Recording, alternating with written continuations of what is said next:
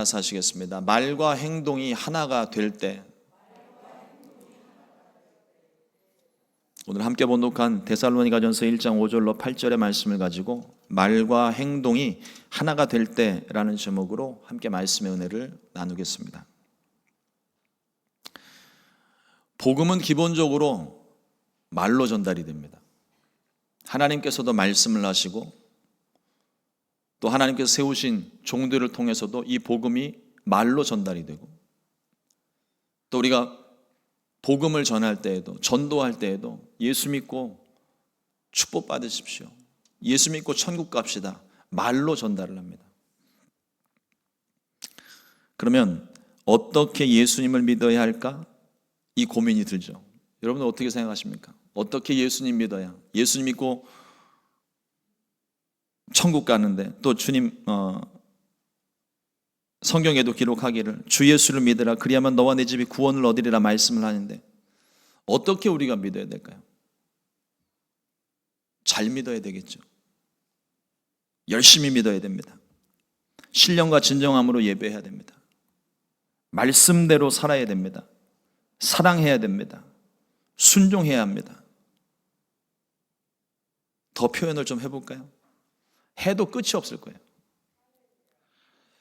여러 가지 많은 표현들이 있을 겁니다. 그런데 이러한 말들이 공허해질 때가 있습니다.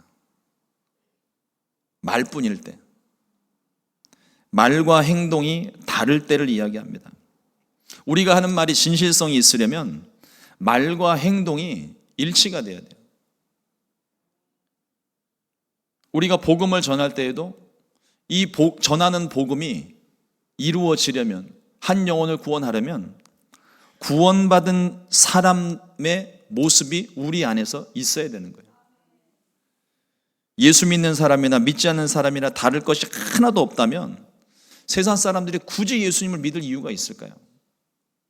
뭔가 다른 모습이, 나는 이 문제를 만나서 너무 마음이 힘들고 어려운데 같은 문제를 만난 저 사람은 뭔가 믿는 구석이 있어 보이고, 뭔가 마음에 평안함이 있어 보이고, 나처럼 막 엎치락 뒤치락 하지 않고 뭔가 온유하고 잔잔한 모습, 또 사람들을 대할 때도 따뜻한 마음으로 사랑하는 마음이 굳이 말하지 않아도 눈으로 보여지는 모습이 있을 때,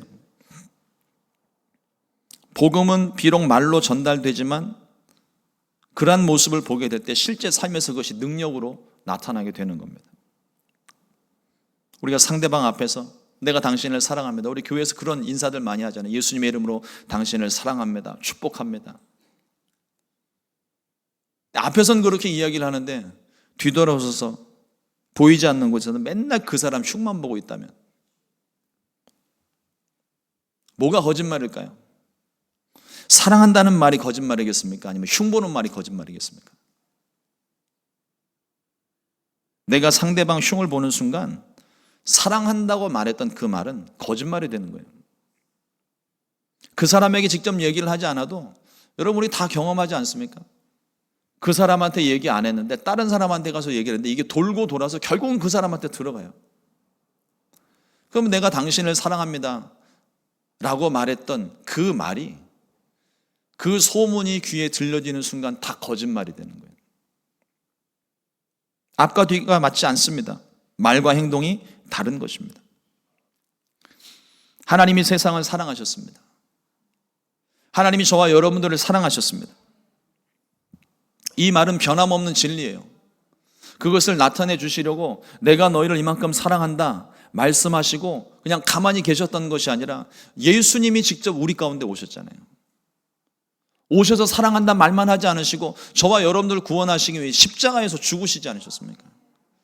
그 위대한 사랑을 우리 가운데 보여주셨고 말씀하신 것과 삶이 일치가 되었다는 거예요. 그런데 이 놀라운 진리를, 이 사랑을 전달하는 곳이 교회입니다. 그리고 저와 여러분들이에요. 우리가 나가서 복음을 전할 때, 교회에 대해서 소개할 때, 여러분 어느 목사님 그러시더라고요. 교회 가가지고, 전도하러 가가지고 교회 자랑 많이 하라고, 또 성도님들 자랑 많이 하고 예수님 자랑 많이 하시라고. 근데 목사님 자랑은 하지 말래요. 와가지고 혹 실망할까 봐. 우리가 전하는 것은 사람이 아니고 실제로 교회도 아니에요. 우리가 전해야 되는 건 오직 예수님입니다. 근데 이 예수님을 전하면서 하나님이 우리를 이만큼 사랑하셨습니다 라고 전했는데, 그 하나님을 믿는 교회의 모습 속에, 성도들의 모습 속에, 내 모습 속에 도무지 사랑하는 모습이 보이지 않는다면, 하나님은 사랑이신데 내 속에 하나님 계신다고 내가 전하면서도 내 속에서 사랑이 보이지 않는다면 누가 거짓말을 하는 거예요? 내가 거짓말을 하는 겁니까? 하나님이 거짓말을 하는 겁니까? 교회가 거짓말쟁이가 되고 하나님도 거짓말쟁이가 되고 맙니다. 그 책임이 저와 여러분들에게 있다는 거예요. 그런 결과 때문일까요? 이제는 교회를 못 믿겠다고 세상이 말합니다.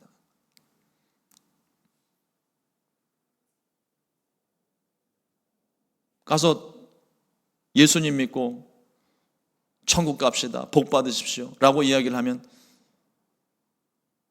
친한 친구들끼리는 그런 이야기 하잖아요. 너나 잘 믿으세요. 너나 잘하세요. 그러니까 그들의 삶 가운데 그 이야기를 들을 때 화가 나야 되는 게 아니라 미안한 마음이 들어야 돼요. 사실은 내가 그들에게 이 사랑을 나타내지를 못했구나, 보여주지를 못했구나. 어떻게 하면 좋을까요? 다른 방법이 없습니다. 하나님의 말씀이 공허해지지 않도록 말씀대로 살면 돼요. 내가 전하는 대로 살면 됩니다.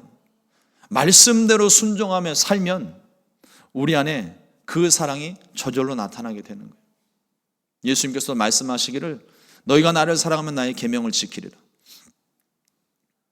또 우리가 지금 요한서신서를 계속 말씀을 공부하고 있는데, 사랑한다는 말을 해놓고 이 사랑이 우리의 삶 가운데 보여지지 않으면 하나님을 거짓말쟁이로 만드는 거라고 분명하게 가르치고 있습니다. 말씀대로 사는 삶의 능력과 성령과 큰 확신이 나타납니다. 데살로니가 교회에 복음이 전해질 때는 말로만 전해진 게 아니에요. 주 예수를 믿으라, 그리하면 너와 내 집이 구원 얻으리라. 주 예수를 믿으라, 너와 내 집이 구원을 얻으리라. 회개하라, 천국이 가까웠느니라. 이 말씀만 선포하고 교회가 세워진 게 아니라고요. 능력과 성령과 큰 확신으로 전해졌다고 오늘 사도 바울이 고백을 합니다. 데살로니가전서 1장 5절 말씀에 보면, 이는 우리 복음이 너희에게 말로만 이른 것이 아니라 또한 능력과 성령과 큰 확신으로 된 것임이라.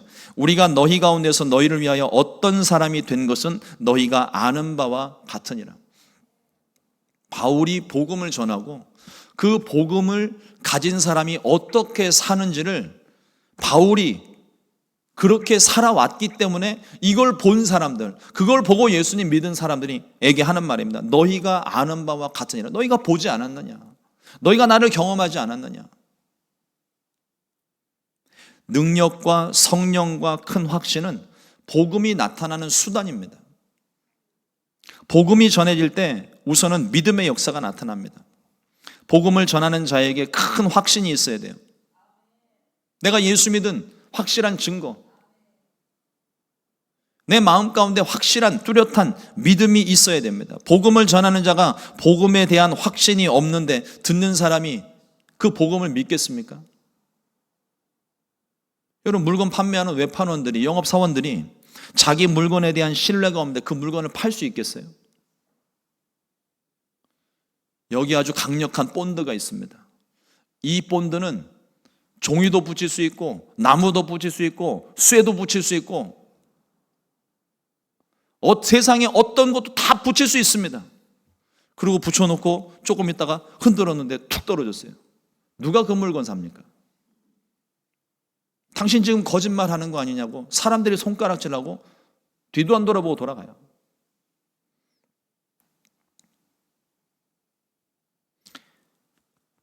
자기 마음 가운데 확신이 있어야 그것에 대한 정확한 설명을 할 수 있어요. 우리 모두는요, 구원에 대한 분명한 확신이 있어야 됩니다. 나를 구원하신 주님을 믿는 믿음, 이 구원에 대한 확신과 다시 오심에 대한 분명한 확신이 있을 때, 그때 그 믿음을 통하여 복음의 능력이 나타나는 거예요. 큰 확신으로 전해지고 나면 그 다음은 복음을 듣는 자의 마음 가운데 내가 가지고 있는 이 믿음이 전달되어져서 그들도 믿을 수 있게 됩니다. 이것이 복음의 능력이에요. 예수 믿고 구원받으세요. 예수 믿고 천국 가세요. 하면 네, 좋습니다. 내가 구원받고 천국 갈게요. 단번에 대답하는 사람이 있을까요? 없다고는 말 못할 겁니다. 바닷가에 모래 한 알 정도는 있을 거예요. 그런 사람들이 분명히 있습니다. 그러나 거의 대부분 무시하고 거절합니다. 관심이 없다는 말이에요. 이런 사람이 점차로 복음에 대해 관심을 갖고 예수님을 믿게 되는 것은 우리의 능력이 아니라 복음의 능력이에요. 나는 사람을 구워 삶는 능력이 있으니까 가서 말하면 저 사람 내가 교회로 끌어올 수 있어. 자신감 갖는 건 좋은데 그건 잘못된 거예요. 내 능력으로, 내 지혜로, 내 말주변으로 사람을 끌어오는 게 아닙니다. 복음은 철저하게 예수님에 이끌려서 예수님께 관심 갖는 사람들이 오게 돼 있어요. 우리의 할 일은요, 복음의 능력이 나타날 때까지 지속적으로 전하는 것뿐입니다. 우리에게 맡겨진 사명은 그거예요. 땅끝까지 이르러 내 증인이 되라. 우린 증인된 삶, 내가 믿고 있는 예수님 전하는 거지, 이걸 가지고 뭐 다른 목적으로 다른 어떤 것을 이용해서 그렇게 하는 게 아니에요. 이 모든 과정에 직접적으로 간섭하시는 분이 성령님이십니다. 고린도전서 12장 3절 말씀에 그러므로 내가 너희에게 알리노니 하나님의 영으로 말하는 자는 누구든지 예수를 저주할 자라 하지 아니하고 또 성령으로 아니하고는 누구든지 예수를 주시라 할 수 없느니라. 우리가 고백을 한 것도 내가 고백을 한 것 같지만 내가 고백을 한 게 아니에요. 내 안에 계신 성령님께서, 내 안에 내주하시는 성령께서 이 고백을 할 수 있도록 도우시는 겁니다. 먼저는 복음을 전하는 자에게 큰 확신으로 역사하시고 담대함을 주십니다. 그리고 듣는 사람의 마음을 열어 예수님을 주로 인정하게끔 만들어 주시는 거예요. 여러분, 예수님을 믿는 것은 절대로 우리의 노력으로 되는 일이 아닙니다. 내가 예수를 믿고자 하는 것이 아니라 예수님이 믿어지는 역사예요. 뭔가 사람에 이끌려서 내가 교회를 다니기 시작해도 결국 그 사람도 예수님을 개인적으로 만나야 되는 거예요. 그 개인적으로 만나는 사건이 일어나게 되는데 내가 예수 믿고 싶다고 예수 믿어지는 것도 아니고, 어느 날, 저와 여러분들이 다 경험하잖아요. 어느 날 갑자기 그 예수님이 갑자기 믿어지는 거예요. 그 갑자기 믿어지는 그 일이 있기까지는 끊임없이 가서 예수님의 살아계심과 나를 사랑하심을 가서 전해야 되고, 또 예배 가운데 참석해서 말씀을 통해서 하나님이 나를 사랑하신 것이, 나에게 능력을 베푸시는 것이 얼마나 위대하고 귀한 일인지 그걸 매일같이 듣고 있다가 어느 날 갑자기 성령의 감동으로 내가 예수님을 믿게 되는 겁니다.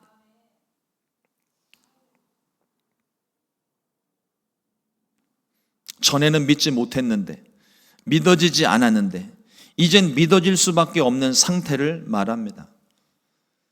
그러니까 말씀을 보면서, 기도하면서, 주변에 있는 사람들을 보면서 부인할 수 없는 증거들이 점점 가득해지는 거예요. 그 마음에 찔림이 있을 때 우리가, 성경에 기록된 대로 우리가 어이할꼬. 처음 복음 들었을 때 사람들의 반응이었습니다. 주 예수를 믿으라, 그리하면 너와 내 집이 구원을 얻으리라. 성령으로 말미암아 죄를 깨닫고, 믿음으로 말미암아 구원의 확신을 얻고, 복음으로 말미암아 삶 가운데 변화가 나타나는 거예요. 오늘 말씀에 이런 본이 되는 삶의 모델 둘이 등장합니다. 하나는, 먼저는 바울이고 그 다음은 데살로니가 교회 성도들입니다. 바울은 자신의 욕심을 채우기 위해 복음을 전하지 않았어요. 자기의 이름을 나타내기 위해서 복음을 전한 것이 아닙니다. 바울은 당사자들 앞에서 당당하게 말합니다. 우리가 너희 가운데서 너희를 위하여 어떤 사람이 된 것은 너희가 아는 바와 같으니라. 다른 데 가서는 다른 소리 할 수 있을지 몰라요. 그러나 데살로니가 교회 성도들에게는 바울이 거짓말 못하죠. 자기가 살아온 삶이 있으니까.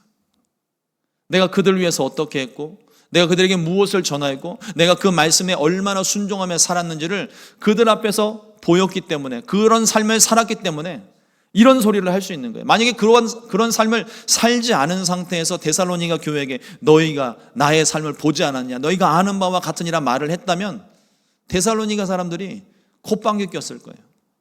아니, 당신 그렇게 살지도 않았으면서 우리한테 어떻게 그런 거짓말을 치냐고. 그러나 바울은 하나님 말씀에 사로잡혀서 또 주의 복음을 전하는 일에 온전히 헌신하고, 자기의 유익이나 이익과 명예를 위해서 일하지 아니하고 오직 하나님을 위해서, 교회를 위하여서 교회 세우는 일에 힘을 다하였을 때, 그때 데살로니가 교회 성도들이 그를 받아들였고 인정한 겁니다. 바울은 데살로니가 교회에서 전한 복음의 말씀대로 살아왔음을 스스로 자부했고 성도들도 그 모습을 분명히 인정했습니다. 복음과 일치된 삶을 살았다는 말입니다. 그 모습이 귀하여 데살로니가 교회가 바울을 본받아 환난 가운데도 성령의 기쁨으로 복음을 받아들였다고 성경은 기록합니다. 성령으로 말미암아 기쁨으로 바울의 말과 행동을 그대로 이어받았고, 이것은 바울이 본으로 삼았던 예수님의 본을 받은 것과 똑같은 거예요. 바울이 그냥 자신의 순수함과 열정 이런 것만 나타낸 것이 아니라 결국 바울도 바울이 만났던 예수님의 모습을 그대로 삶 가운데 나타낸 거예요. 이 말씀이 우리에게 전하는 것이 큽니다. 저와 여러분들의 삶을 통해서 세상 가운데 살아가는 모습 속에서 나의 성실한 모습, 나의 부지런한 모습, 나의 잘난 모습이 비춰지면 안 되는 거예요. 내게 맡겨주신 일을 내가 성실히 감당할 때 나의 삶을 통하여 주님이 나타나는 겁니다. 주님의 모습이 보여야 되는 거예요. 우리가 전하는 건 내 자랑, 내 모습 아닙니다. 주님이 나타나야 되는 거예요. 오직 예수님만이 우리의 목표입니다. 바울은 그러한 삶을 살았기 때문에 모든 교회들 앞에서 당당하게 말해요. 데살로니가뿐만 아니라 다른 서신에도 똑같이 말합니다. 고린도전서 11장 1절 말씀에 내가 그리스도를 본받는 자가 된 것 같이 너희는 나를 본받는 자가 되라.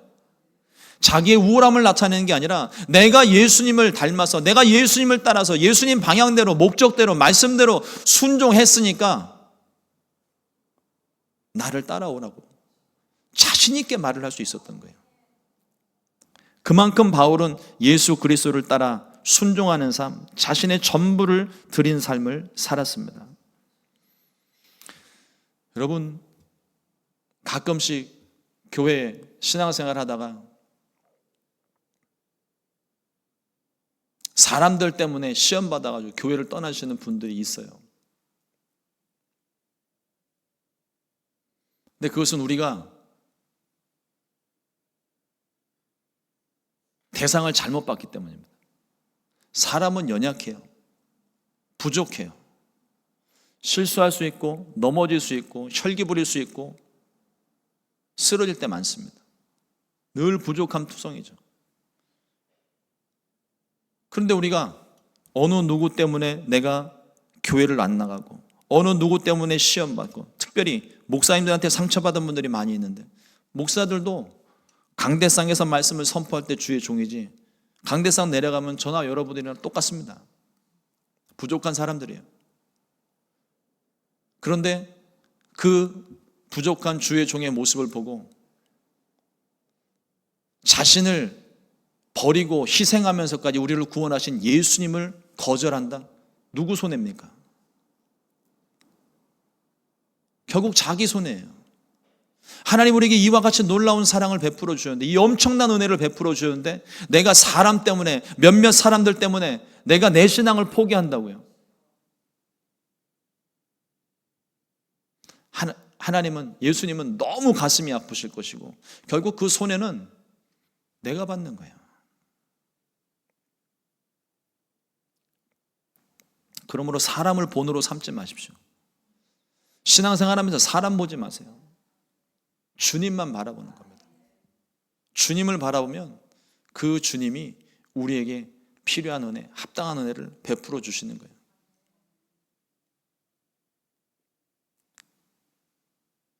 예수님을 따라 사는 삶의 본보기가 반드시 필요합니다.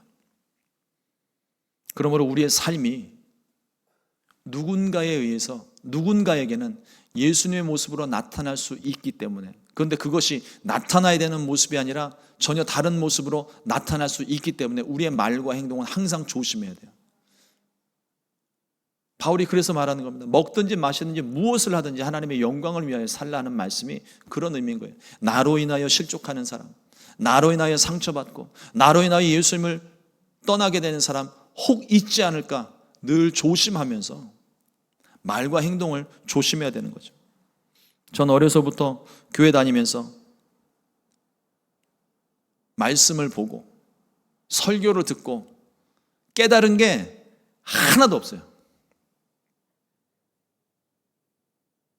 저를 가르치셨던 목사님들에게 대단히 죄송한 말씀이지만 어렸을 때는 그런 것 같아요. 말씀이 귀에 잘 들어오잖아요. 제 기억 속에 남는 건 오직 저를 부르셨을 때 저에게 소명을 불러일으키고 저를 부르시는 음성을 전달해 주신 그 목사님의 설교만 제가 기억하고 있어요. 물론 여러 가지 많은 부분에 영향을 받았겠죠. 하지만 말씀을 통해서 깨닫기 시작한 건 시간이 한참 지난 후예요. 처음에는 부모님의 신앙을 어깨너머로 배웠습니다. 그래서 부모님이 하시는 대로 따라했어요. 주일날 아침에는 일찍 일어나서 먼저 목욕 재개하고 옷을 새로 입고 깨끗하게 입고 그리고 누구보다 먼저 교회 가서 가장 먼저 기도하고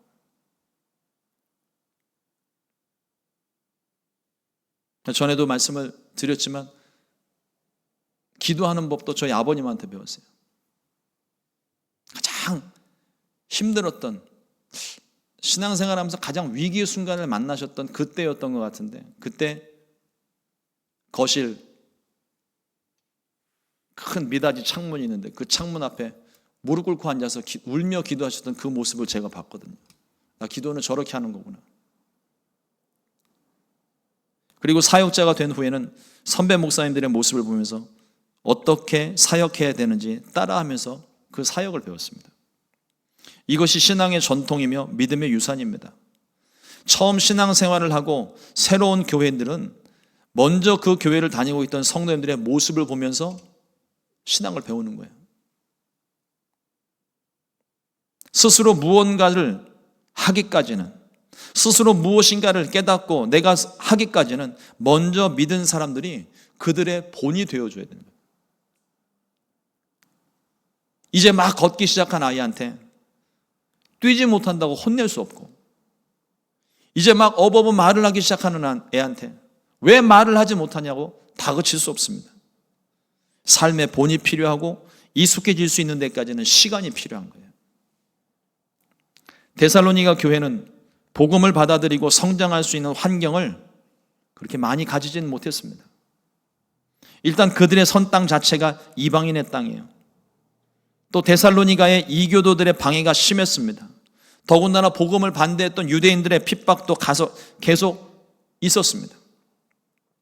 그러나 데살로니가 교회는 이러한 환경과 소동과 상관없이 복음을 받아들였습니다. 이게 성령의 기쁨인 거예요.